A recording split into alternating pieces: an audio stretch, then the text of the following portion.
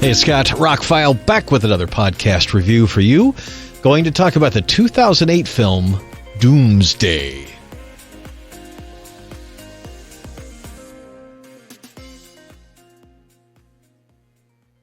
Kind of like what I said with the recent Tomb Raider review, I remembered this movie being better.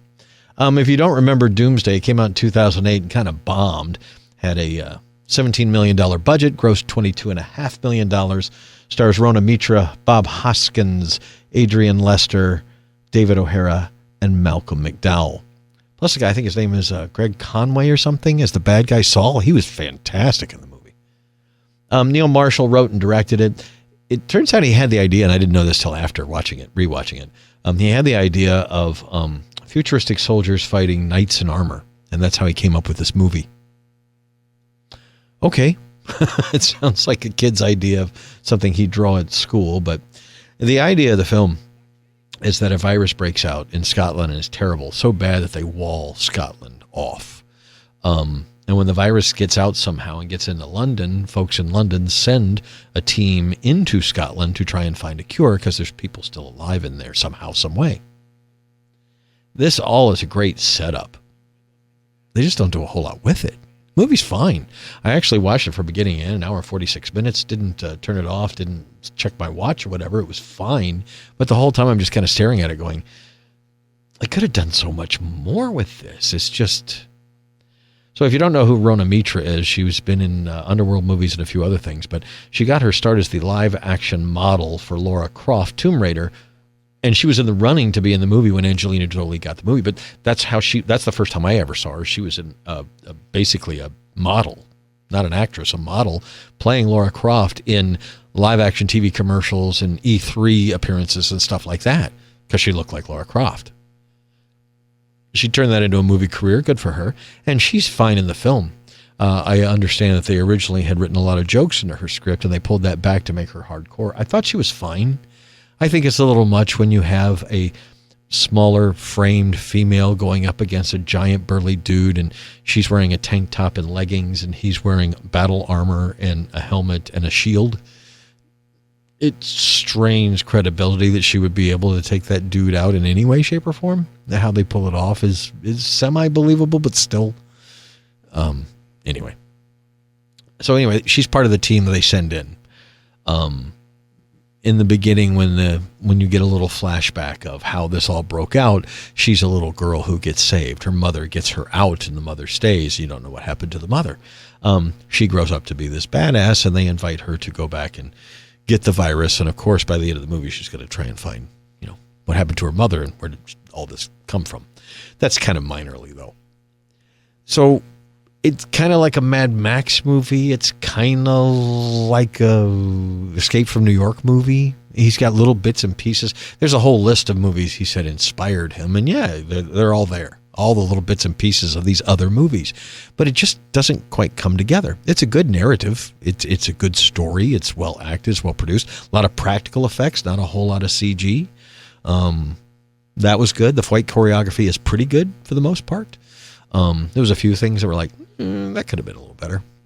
This was 3 times the budget of the 2 movies he made before this, which I love. Dog Soldiers and The Descent. Those are both fantastic, low budget, and really well-made films. This was much bigger for him, much bigger budget. Shot on location in Scotland. They shot part of it in South Africa. And like I said, spent, $17.5 million, which is not a lot, but it's all up on the screen. This looks like a pretty fantastic movie. When Malcolm McDowell finally shows up, he's great. Rona's great in it. Everybody else, they're fine in the film. It's all fine. It never seems to really get off the ground. The action scenes are pretty exciting. It moves from beginning to end, but when it's over, it's just like, oh, okay. The extras were just okay as well. The reason I watched this, I bought the Blu-ray many years ago, and it's in storage somewhere. And they didn't have digital copies back in the day. But the other day, every month, Universal Pictures. Universal, Sony, and Disney all have points. If you buy a movie, you punch in a code, and you get points in your account.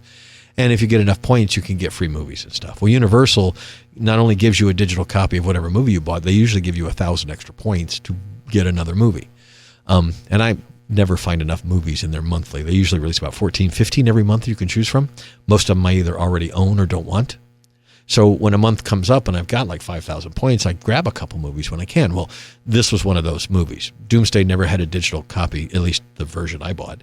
And I don't know that the Blu-ray I have even has the unrated version. So I was able to get the unrated version for free and stream it last night. Stream was fine. Surround sound is good. As it turns out, did a little research after I watched the movie that this was the very first Universal movie released on Blu-ray. Who knew?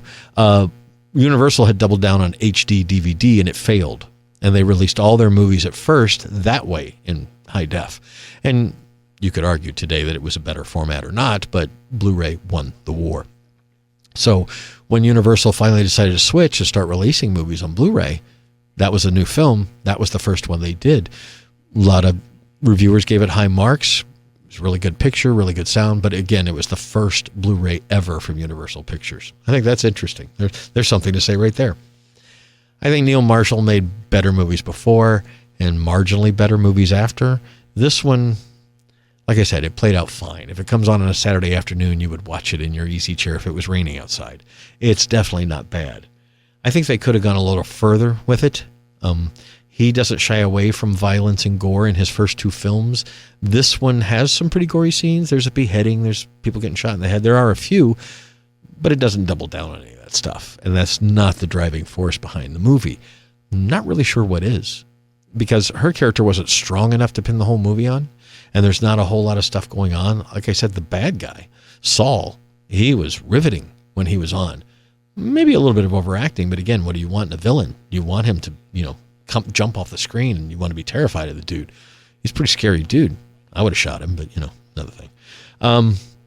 All in all, Doomsday is fine. I just think it's a missed opportunity. They could have done so much more. Directors, especially these independent guys, like to take an old idea and do something new with it. Maybe they'll do something like that with this. He could update it. Obviously, the way it ends, they were planning on a sequel or maybe a mythology to it. Some of his other films, they've spun off into other things. Obviously, that didn't happen because this one's considered a box office bomb. It barely made its money back. So Doomsday from 2008, if it's available, you can stream it for free. Give it a shot. Let me know what you think. I wouldn't go seek it out, though. There are better post-apocalyptic movies. Heck, we have a new Furiosa movie from Mad Max mythology coming this year that looks freaking amazing. Same kind of stuff. Better. So we'll see.